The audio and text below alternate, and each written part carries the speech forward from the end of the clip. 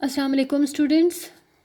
This topic is about the energy stored in a capacitor. You have studied the concept like capacitor is used to store the charges. Capacitor is used to store the electrical energy.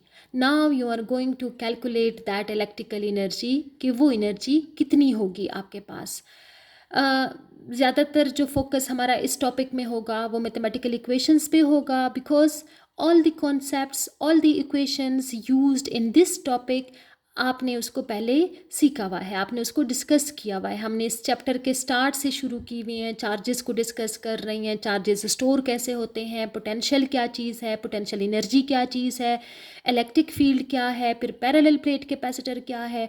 यही सारे concept जो हमने पहले पढ़े, उनके लिए equations derive की, वही सारे कॉन्सेप्ट्स अब दोबारा से इसी टॉपिक में इन्वॉल्व हैं in one way or in other. So यहाँ पे मैं जस्ट उनको आपके लिए ये रिमाइंड करवाऊँगी, बाकी हम उसको यहाँ पे ना एक्सप्लेन कर रही हैं और ना हम उसको डिराइव कर रही हैं. ठीक है. So taking start from the very first equation that is use for the potential as energy per unit charge. क्योंकि हमने एनर्जी को कैलकुलेट करना है, सो एनर्जी की इक्वेशन मैं इसमें से बनाऊंगी. So it is Q V. ठीक है. तो बेसिकली हमारे पास ये वाली इक्वेशन जो है it will be utilized for the calculation of the energy stored in a capacitor. अब यहाँ पे एक पॉइंट बनता है, ज़रा आपने केयरफुली सुनना है और उसको समझने की कोशिश करनी है. द कैपेसिटर इज़ लाइक यहाँ पे कि इनिशियली जब आपने कैपेसिटर की प्लेट्स के साथ कोई पोटेंशियल सोर्स नहीं लगाया हुआ, कोई पावर सप्लाई अप्लाइड नहीं है, तो there are no charges stored on the capacitor, so there is no energy. Means initially zero charges are there and zero electrical energy is there on the plates of the capacitor. लेकिन फिर जब आप source connect कर लेती हैं, आप जब battery लगा लेती हैं कैपेसिटर के साथ, तो मैक्सिमम चार्जेस बैटरी से कैपेसिटर पे फ्लो करने शुरू हो जाते हैं. ठीक है.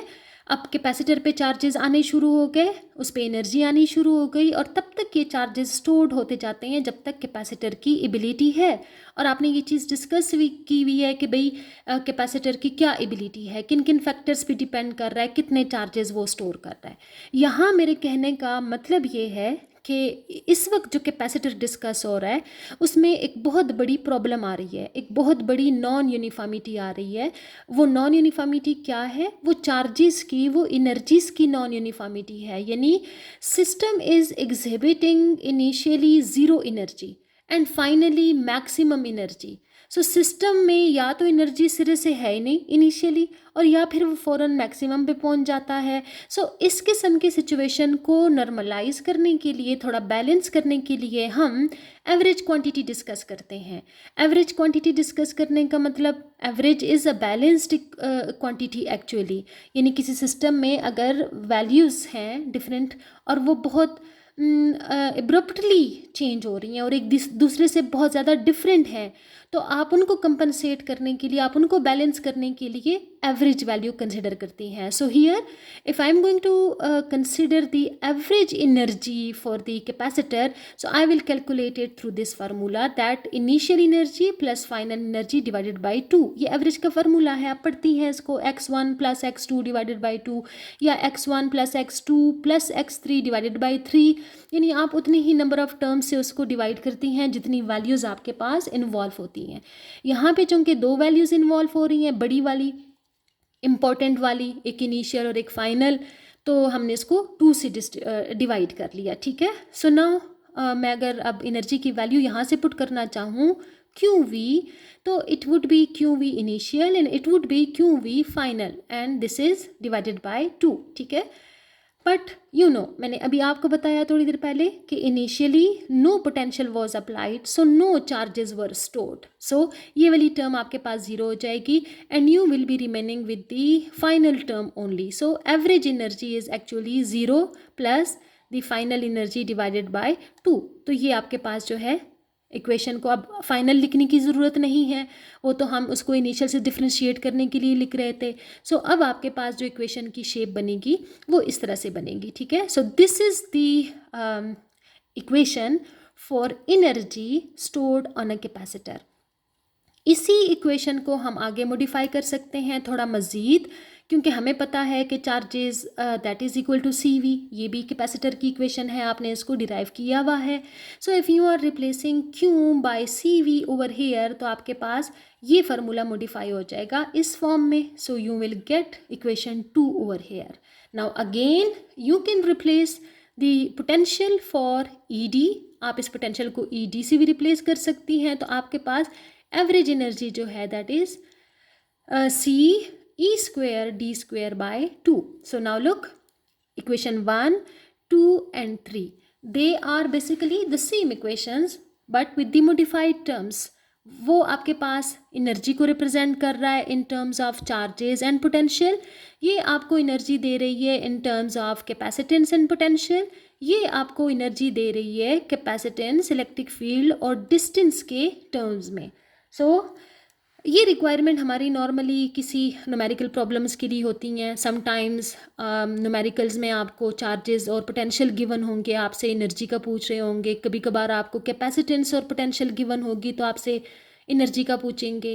And sometimes these factors will be involve in the numerical problem and you will B asked for the calculation of the energy. So you must know the basic equation 1, then you can modify it as 2 and then you can modify it as 3 as well. So 1, 2 and 3 are the generalized equation for energy stored in a capacitor. Now इसी equation 3 को, जो last equation मेरे पास आई, अगर मैं इसको modify कर लूँ parallel plate capacitor के लिए. Look, this diagram is for parallel plate capacitor. मैं इसको एक्सप्लेन नहीं करती, आपने पैरेलल प्लेट कैपेसिटर को पिछले लेक्चर में सीखा है. वही सारी स्ट्रक्चर है, 2 प्लेट्स हैं अपोजिटली प्लस माइनस, उसको बैटरी के साथ कनेक्ट किया हुआ है और चार्जेस आ रही हैं और स्टोर हो रही हैं. ठीक है, वो सारा प्रोसेस चल रहा है. सो पैरेलल प्लेट कैपेसिटर के लिए मेरे पास कैपेसिटेंस की वैल्यू जो है ये है, ये भी आपने डिराइव की हुई है. सो अगर कैपेसिटेंस की ये वैल्यू मैं इस इक्वेशन 3 में पुट कर दूंगी, लुक हियर. ठीक है, सो मेरे पास इक्वेशन मॉडिफाई हो जाएगी ऐसे. ये मैंने सी की वैल्यू डाली हुई है, बाकी टर्म्स अपने उस फार्मूले में मौजूद हैं. सो अगर मैं अब इनको थोड़ा सा अरेंज कर लूँ, अरेंज कैसे करोगे? लुक, ये डी इस एक डी के साथ कैंसिल हो रहा है तो ये कैंसिल हो जाएगा. आपके पास ये वाली चीज़ें रह जाएंगी, ये वाले टर्म्स रह जाएंगे. इसी फार्मूले को मैं थोड़ा मज़ीद अरेंज कर लूँ, मैं कोई नई चीज़ नहीं डाल रही, कुछ भी नहीं हटा रही, सिर्फ एक डी डी यहाँ पे कैंसिल हो गया है. ठीक है, मैं इसको सिर्फ अरेंज कर रही हूँ. तो मेरे पास ये इक्वेशन मॉडिफाई हो जाएगी as half epsilon not E square A D. This is equation 5. Now look, equation 1, 2 and 3, they were the equations for the generalized capacitor, but equation 5 is the energy stored for parallel plate capacitor. ये generalized नहीं है ये equation. अब ये आपके पास specified है, parallel plate capacitor के लिए है. ठीक है, okay. Now look, इसी फार्मूले के अंदर एक टर्म मुझे नज़र आ रही है, एरिया इंटू डी, ये जो मल्टीप्लाई हो रही हैं. So you know area is 2 dimension in D is 1 dimension. 2 dimensions 1 dimensions के साथ जब मल्टीप्लाई होते हैं so you will get the volume. So if you are replacing these 2 terms by volume, तो ये आपके पास जो है ये ऐसी सिचुएशन आ जाएगी. लुक, फार्मूला मॉडिफाई हो गया, मैंने ए डी को वॉल्यूम से रिप्लेस कर लिया. इस वॉल्यूम को अब लेफ्ट हैंड साइड पे ले आए. सो आपके पास जो एनर्जी है वो डिवाइड हो जाएगी वॉल्यूम की.